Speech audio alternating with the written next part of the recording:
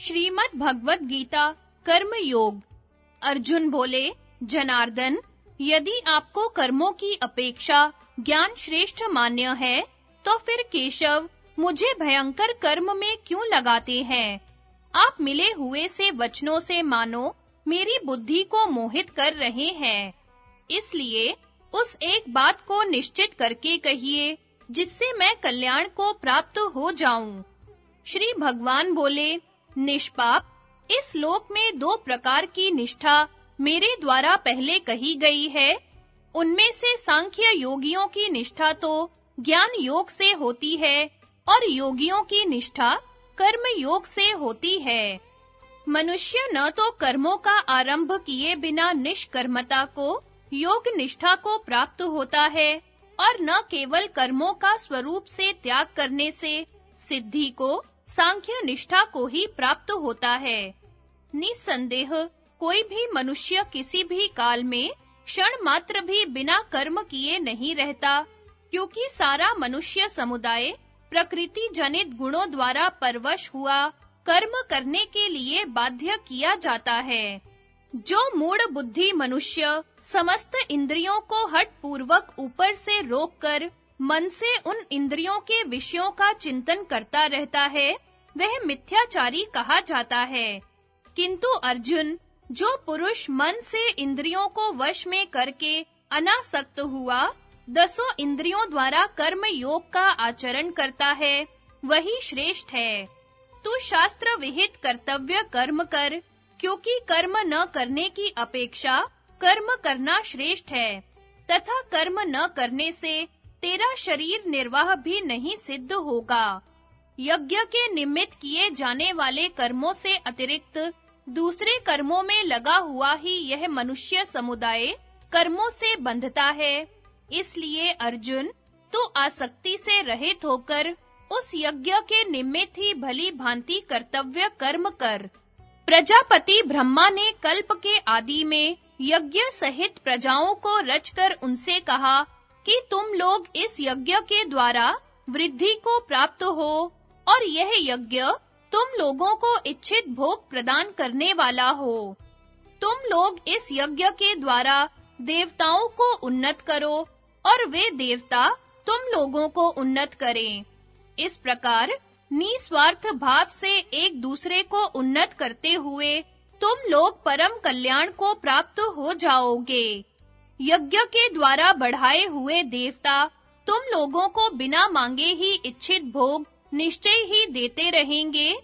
इस प्रकार उन देवताओं के द्वारा दिए हुए भोगों को जो पुरुष उनको बिना दिए स्वयं भोगता है, वह चोर ही है।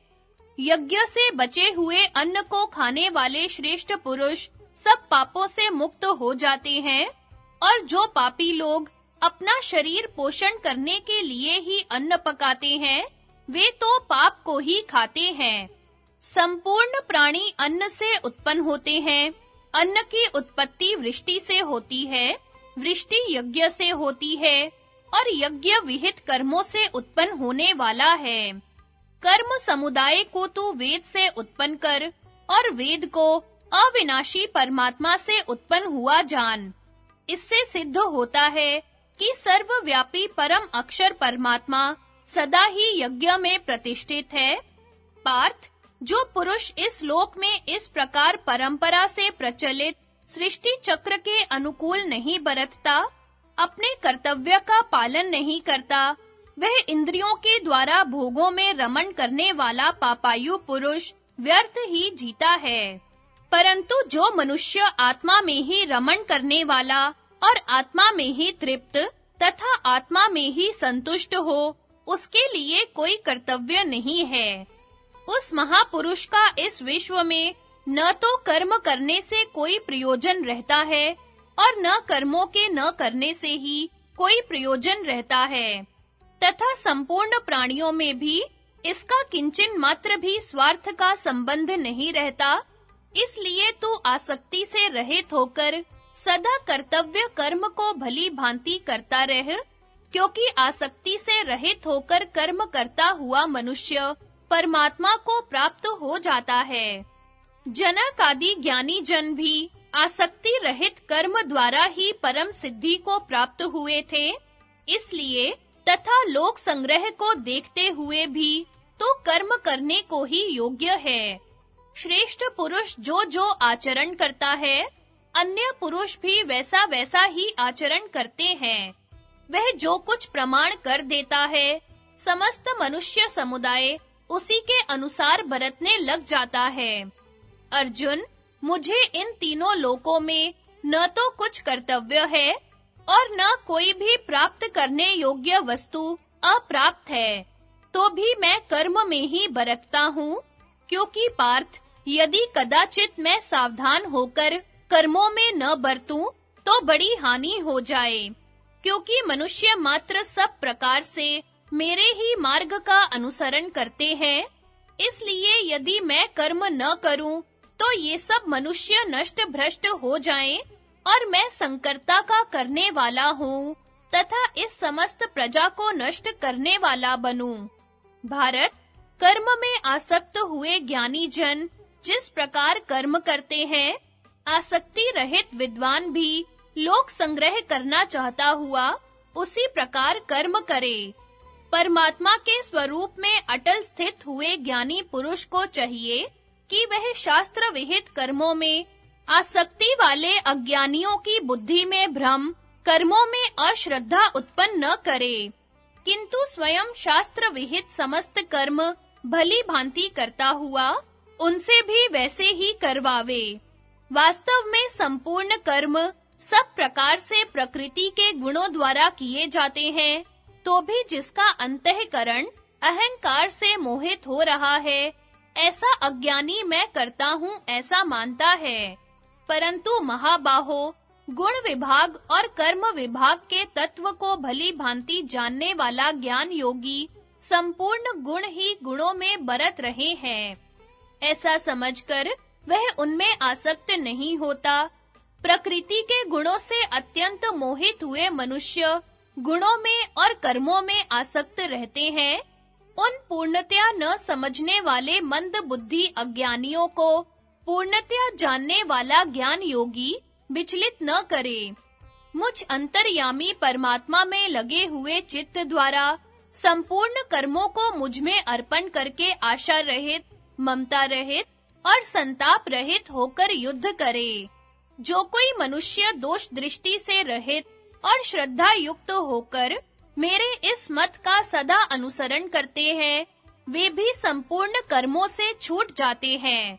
परंतु जो मनुष्य मुझ में दोषारोपण करते हुए मेरे इस मत के अनुसार नहीं चलते, उन मूर्खों को तो संपूर्ण ज्ञानों में मोहित और नष्ट हुआ ही समझ। सब प्राणी अपने स्वभाव के परवश हुए कर्म करते रहते हैं। ज्ञानवान भी अपनी प्रकृति के अनुसार चेष्टा करता है, फिर इसमें किसी का हठ क्या करेगा। प्रत्येक इंद्रिय के भोग में राग और द्वेष छिपे हुए स्थित हैं।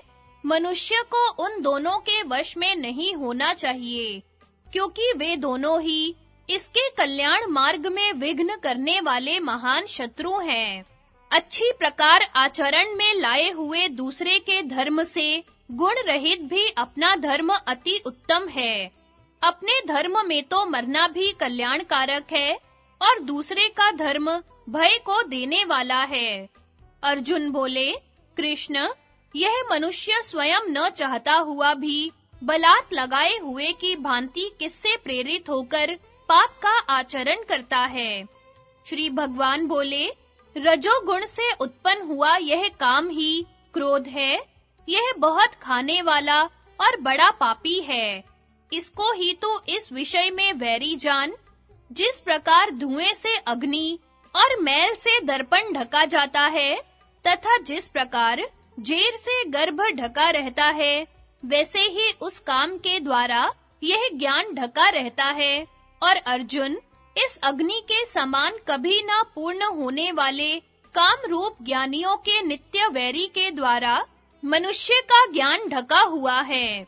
इंद्रियां, मन और बुद्धि ये सब इसके वासस्थान कहे जाते हैं।